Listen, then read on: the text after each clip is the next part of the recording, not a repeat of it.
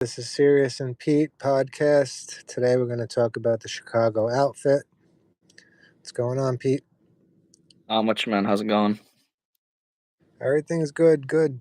Most people I think have heard about the Chicago outfit, you know what I mean? Oh yeah, they're the most popular in my opinion, besides like the late Gambinos and Philly.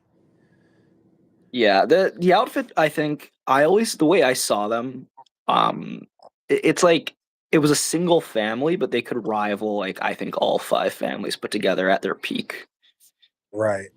And the reason why I think that also is because they had non-Italian members as well. Yeah, so like the thing with the outfit is it's a little different.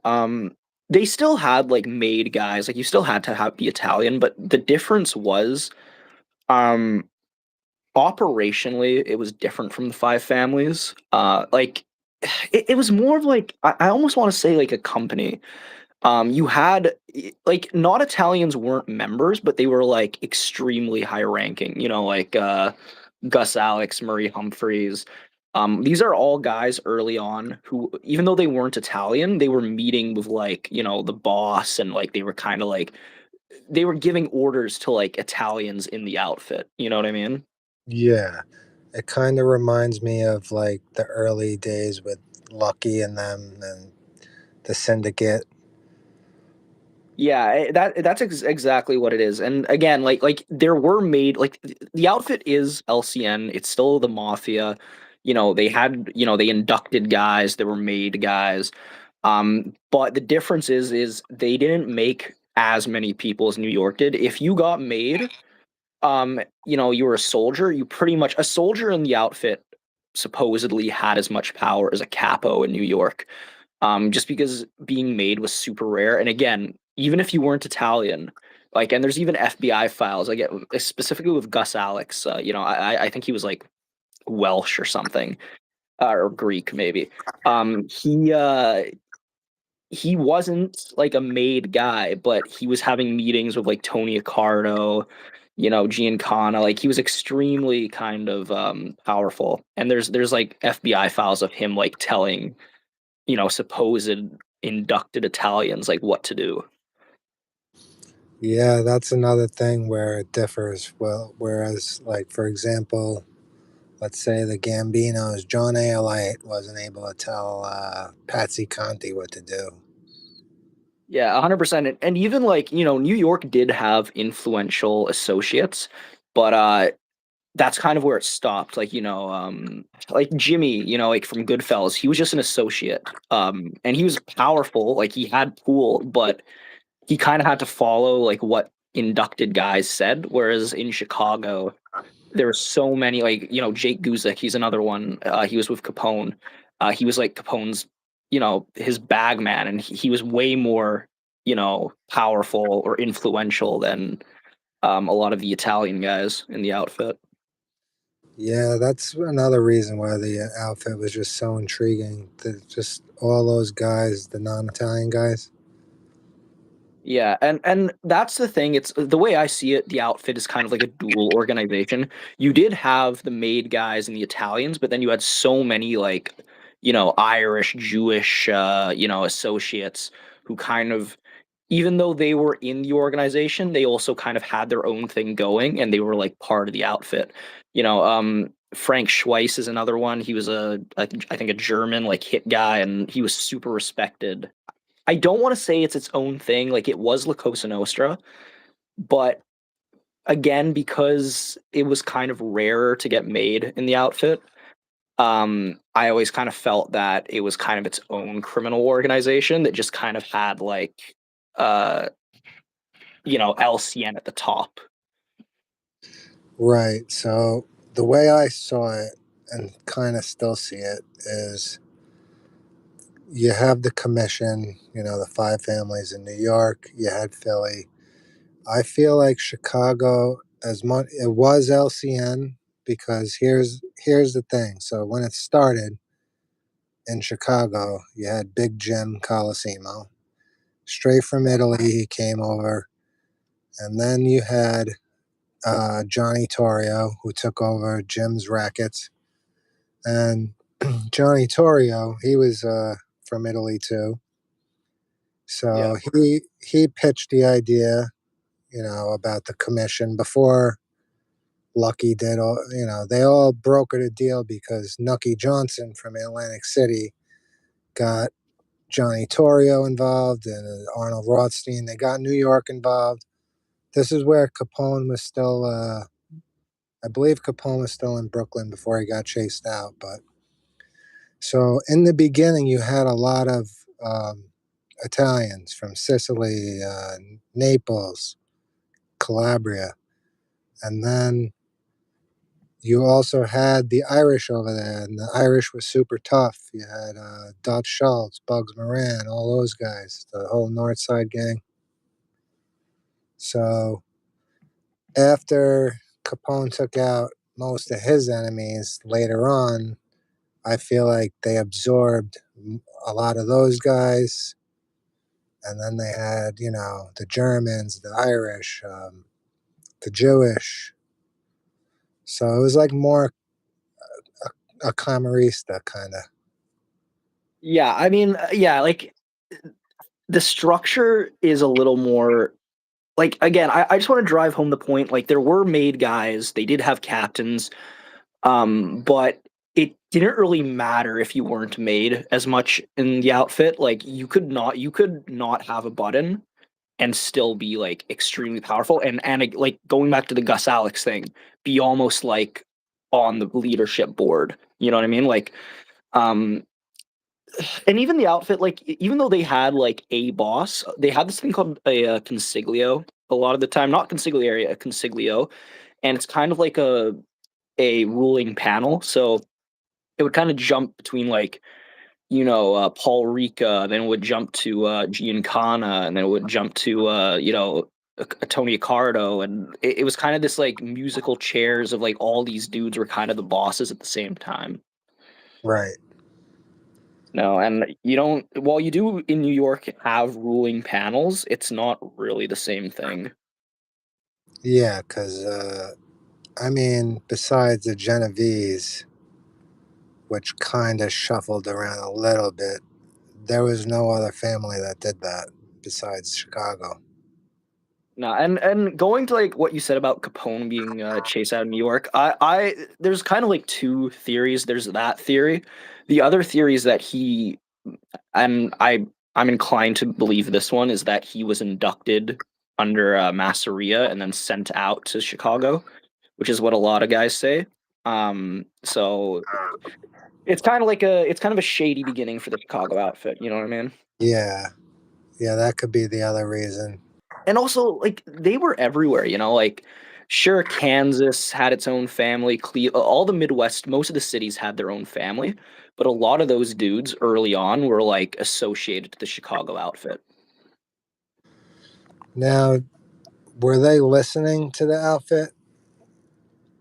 Um, I think some families were more connected than others. Milwaukee, from what I understand, like Balistieri, he mainly the only reason he was really boss, I could be wrong about this, was because the Chicago outfit was backing him, and there were a lot of guys that were pissed off at him, but they wouldn't make a move because Chicago was backing him. So yeah, and even like guys in like Kansas and Los Angeles specifically, a lot of the Los Angeles mobsters like Johnny Roselli and uh, all these kind of guys out on the West Coast, they were originally Chicago guys who transferred. Right. Now, here's another thing that, you see some ex mafia people on YouTube, and they're like, some of them, well, I don't even want to mention their names anymore. They didn't have a board on the commission. Like, they didn't have a say in the commission. Now, either they're bullshitting and they didn't, or Chicago is so powerful, they had more politicians, more construction, they didn't even need the commission. Well, Chicago was on the commission, like that's being like, established, especially early on. Um Towards I don't want to say the end, but like, past the 60s, 70s, a lot of the stuff from Chicago, the Genovese were kind of like passing the message along for the commission stuff, but Chicago was 100% on the commission. I still feel like they didn't even need the commission. Well, I mean, they probably didn't because again, like look where Chicago is. It's so far from New York. Like, I realistically, it's more of just like a courtesy thing. Yeah. But yeah, like, and going back to like what you said, I agree. I think Chicago, out of all the families, kind of had the most politicians in their pockets. And they had like ward bosses, they were called, like these like kind of local politicians in Chicago who are like hooked up to the Chicago outfit, and they were pretty much, even though they were politicians, they were gangsters essentially. They even at one point had one of the unions in Hollywood. They were shaking down Hollywood for a little while, which they got away with it, I think, for like a year or two. And a lot of them got indicted and got in trouble for that because look how, Hollywood now, they have all that power and shit. But Yeah. I'm shocked Chicago even was able to do that. Like I said, especially on the West Coast, a lot of these guys, like these, Mickey Cohen, they were all kind of originally Chicago guys, who just like went out that way. Yeah. Um, so Chicago, I would say probably at that point, like at its peak, was, you could argue was the most powerful family in the U.S. 100% I agree with that. And also the most violent, I would say. Like, there's this guy, Action Jackson. I don't know his first name, but maybe I'm getting the name wrong. But he got like pretty much. It's like a famous case where like this guy he was like an associate and he got like pretty much tortured to death, and they like used a blowtorch on him, and it's extremely vicious even by like mafia standards. But you see that a lot with like the outfit. Yeah, they were the only ones besides, I mean, Philly did this too, but the bombings and shit. Yeah, well, yeah, in the Midwest they used a lot of car bombs and yeah, and Spalatro too. Like the Chicago guys, like they were one of the biggest deals in like Las Vegas. All the Midwest families were out there, but the whole Vegas skim was like specifically like I would say like Chicago kind of you know, they had like guys on the street there. Oh, yeah, Chicago was heavy over there. I would say they had the most people out there with the whole skim thing. Yeah, I mean it was KC, Cleveland, Milwaukee, and then yeah, like I said, like Chicago kind of was the most powerful like in the Midwest and maybe the country, but all the other Midwest families kind of were connected to Chicago. Yeah, and then while Chicago was doing that, I guess New York and Philly was trying to do the Atlantic City thing, Yeah. but that came a little later on. Yeah, I think that was like the 80s or something, right? Yeah, whenever Scarfa was around. Yeah. And then even like to this day, Chicago has a lot of like conspiracy theories that they were like this, this big shadow organization that was like connected to Kennedy, the assassination. And I mean, I'm not gonna say like 100% certainly that they work involved, but we know that like Giancana was like mentioned in like the Warren Commission after Kennedy was, Sam Giancana. Yeah. He was like a Chicago boss. He supposedly was like connected to it. He was mentioned in the Warren Commission, Accardo, etc. You see these kind of names pop up. Harry Truman. He's the one who dropped the nukes on Japan. Yeah. Paul Ricca and that crew had him in their back pocket. There was a point in time where Paul Ricca, I think he was facing like 10 years, and then the judge didn't write any parole, so he had to do the whole 10 years. And then Harry Truman like fixed it up to where he was able to get out quicker. And then there was a news article on it. I got to find the news article, but it's probably not around anymore. But yeah, they had a lot of powerful people behind them. Yeah, definitely. And they're still around supposedly. Solly De Laurentiis is supposedly the boss, the current guy. He's pretty old though. Um, what I've heard, like we know a lot about the current the New York families. We know a lot about the current Philly stuff. Chicago's a lot more mysterious to this day. The thing with Chicago is they their peak, I think, lasted a lot longer than New York did. New York in the '80s, it was pretty much going downhill. The RICO cases, and then the early '90s. Gotti got put away, Messino later on after that. Chicago never really had those problems, at least not like a crazy amount in the '80s. What really kind of fucked them in the end was this thing called the Family Secrets Trial, where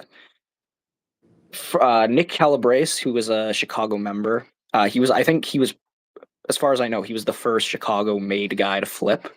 Uh, there's this thing called, yeah, like Family Secrets, like I said, and he testified about all this shit, about all the murders of Anthony Spilotro, uh, all these like kind of missing persons cases.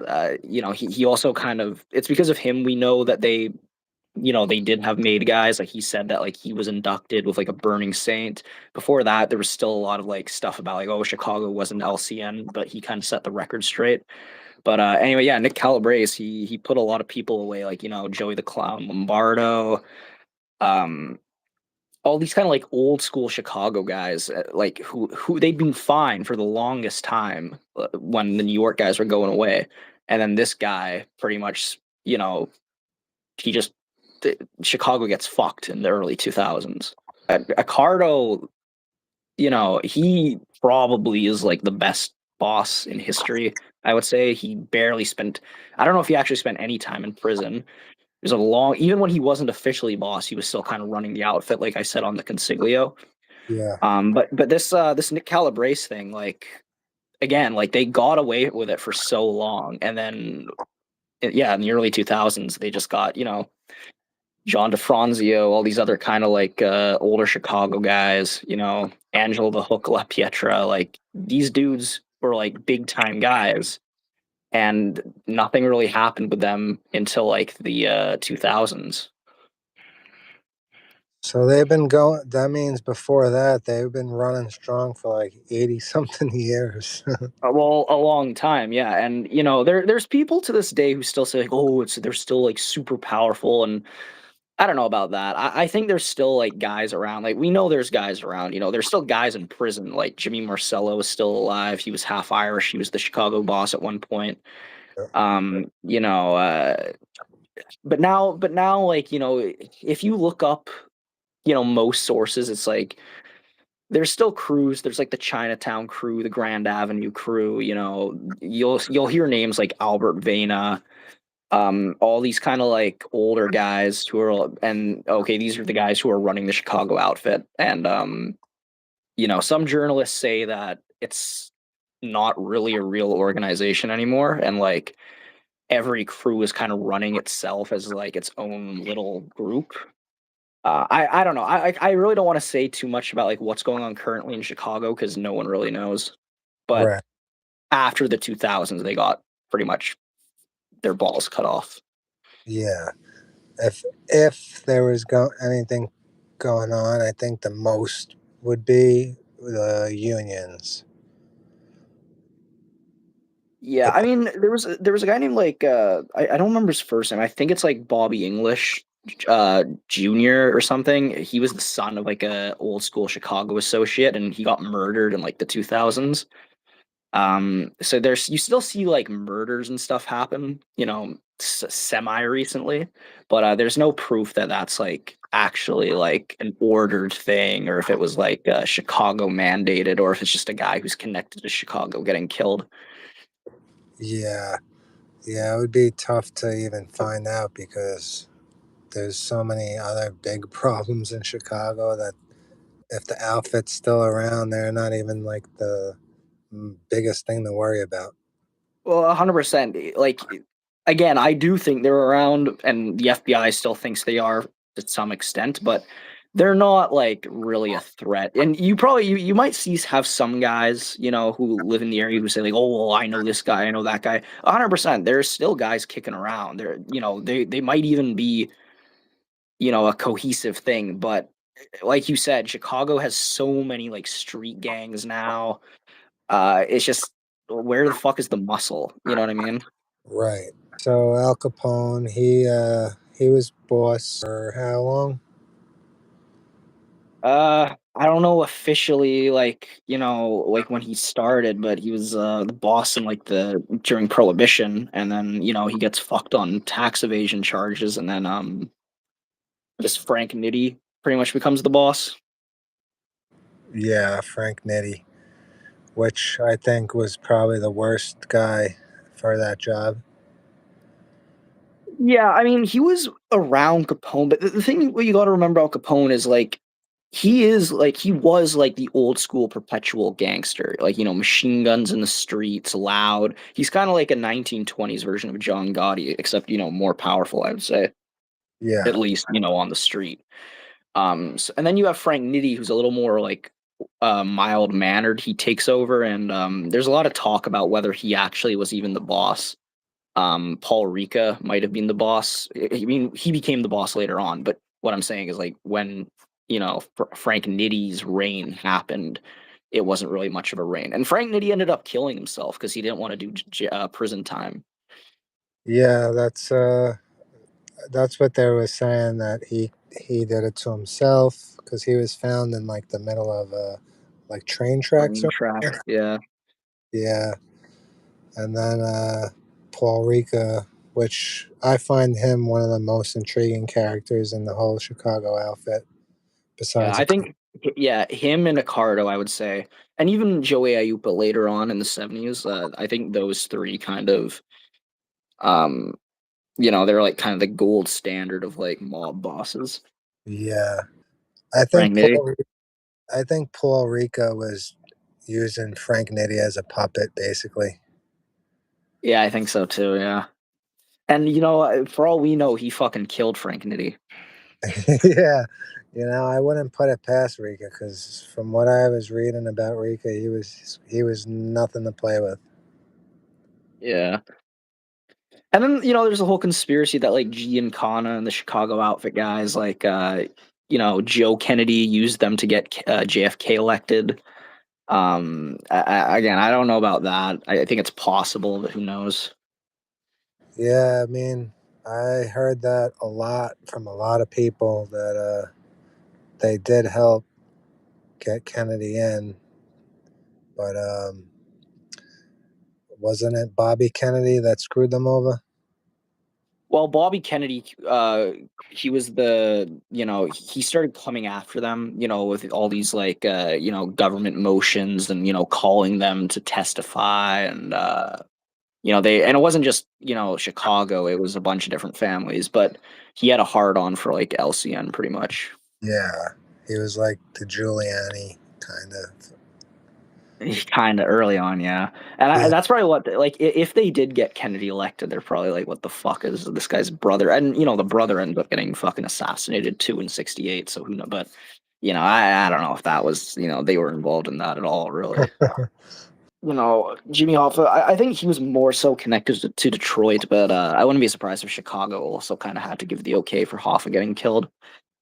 yeah, because of the whole union thing where he didn't want to step down. Well, yeah, they were using the Teamsters money to make casinos. Yeah, that screwed over so many people, like legitimate people. Workers, yeah. Hoffa was one of the biggest pieces of crap. Well, he was corrupt, like at the time he was kind of remembered as this like, oh, he's a great union leader. He's looking after the little guy. Meanwhile, he's lining his pockets and his buddies' pockets. Yeah. Here's the thing with Hoffa too. Uh, it's all over YouTube. Oh, where's Jimmy Hoffa? Who cares? He's fucking dead. Yeah, who gives a fuck? Yeah, like who did Like it? we know the mafia killed him. It's just it's a question of, oh, who's the actual gunman? Does it really matter? No, it doesn't Like even matter. we know it was like mafia related. Like it's one of those things where it's like but you don't know, and does it really matter? Yeah. it's just I think these guys, they like Michael Francis. Oh, I think I know where Jimmy Hoffa was I buried. doubt it. I honestly think no one involved in like New York would know. I think it's probably either Chicago or Detroit. Yeah, and no one will ever know because you got people like let's say Gravano, for example, where he had t- a hit needed to be done, and he's the cleanup crew's not going to be like, oh yeah, we're taking him over here. Yeah, He, he's not going to know where certain bodies are, and he even said it. He's like, this one, I don't know where he was. It wasn't my yeah, job. Some of them, they don't. That's not their job to know where they are. So yeah. But yeah, no, Chicago. It's I don't know. Again, like I always kind of saw them as the most violent family, not counting like the Columbos or whatever. Just because of like again like it's so muddy Chicago to me because like you don't really know like what's an actual like okayed hit and what's some dude just going off like half cocked. You know what I mean? yeah, like I was talking to somebody earlier about Capone, and Capone was so nuts to where if he saw his target and the target was like in a restaurant, he's shooting up the whole restaurant just to get that one guy. Yeah, and like even like again going back to the whole like non-Italian thing, like again, associates like just the way they act to made guys in Chicago, it kind of goes, it kind of shows like it's bigger than LCN. Like there's this guy Ronnie Jarrett who supposedly was like demanding that like made guys pay him, and like he wasn't a made guy, but he was like respected. Well, I don't know if he was like respected, but he had enough pull that like he was connected to like Frank Calabrese senior and stuff. So Yeah, I think Chicago was more about all right. money, I would say. Yeah, the money was first, the power. We all know, the power was obviously with like Accardo and Rica and all those Giancana, all those guys. But then the associates, they all had to show balls. That's how Chicago was. They had to show straight. Yeah, it wasn't like even though again like I don't know I just want to keep like I want to keep setting this like thing like it was La Cosa Nostra. They had made guys, but the structure was at least if you look into it was a little bit different. Whereas it was more so, and even if you look at FBI charts, it kind of uses like stupid, like, terms that you wouldn't hear related to New York. It's like, oh, street lieutenant or like bagman. And it's like, it's all these kind of like, the hierarchy is like, at least what they say, it's different. It's not just like, oh, soldiers are under captains and then captains under underboss. It's like, you know, the bosses and then like, captains and then lieutenants to captains and then like oh this crew a Chinatown head etc. You know what I mean? Yeah. Now I have a good question for you because I was thinking about this. So in New York, you mostly had, and even in the beginning, Masseria, these Sicilians running things, right? Bonanno. Yeah, Now, Chicago, you didn't have that many Sicilians. Capone, he didn't like Sicilians. he was companion, right? Yeah, Yeah, so he was like, I feel like they kind of strayed away from that whole straight up Sicilian Cosa Nostra. yeah. It's especially early on. I would say it's a little more Camorra based, where it's like if you can make money, you're in, kind of Right, thing. right. Like the whole structure is just it's a lot more of like it's not so much a pyramid as it is like a corporation. That's how I picture it too, like a corporation. Yeah. So, but yeah, like that's probably the thing. It's money, and it's not so like bound by tradition. You know? Yeah, I mean, Calabrese said that, they did make guys with the saint and all that, so they had that tradition. But But it didn't really matter because again, like you didn't even have to be made to be a powerful guy. Exactly. and again, I'm gonna keep going back to like Jimmy Burke, right? Like a lot of people are always like, oh well, New York had powerful associates, yeah, but not guys who are sitting down with the boss and like making rulings. Like Gus Alex, like again, there's an FBI document, I'll send it to you, where it just straight up says Gus Alex is on the board of directors of the Chicago outfit. Oh, And he's not an Italian, and he's ordering Italians to do things. yeah, that reminds me just like the syndicate. Crazy. Organizationally, it's Cosa Nostra, but operationally, it's kind of its own thing, Yeah, like the way they operate. I agree 100%. Because even the Kimura, the structure with the Kimura is way different. We'll do a Kimura video one day, but the structure of them is just it's not like how the whole Chicago outfit operated either. Yeah, and well, yeah, because like again, Capone was Camarista, like he was from Campania, like Naples. So Yeah, it's about being a gangster, being money, money, money, not so much tight knit rules or whatever. right. Again, like Chicago's just like we don't really know that much about it. That's the fucking problem. I know. I know. For example, the Gambinos, where it's like pretty much everything because there's so many rats. Where Chicago didn't really have, and even if they did have rats, they weren't like super involved. Accardo's famous saying was, If a fish swims with its mouth closed, it can't get hooked. yeah, yeah, yeah.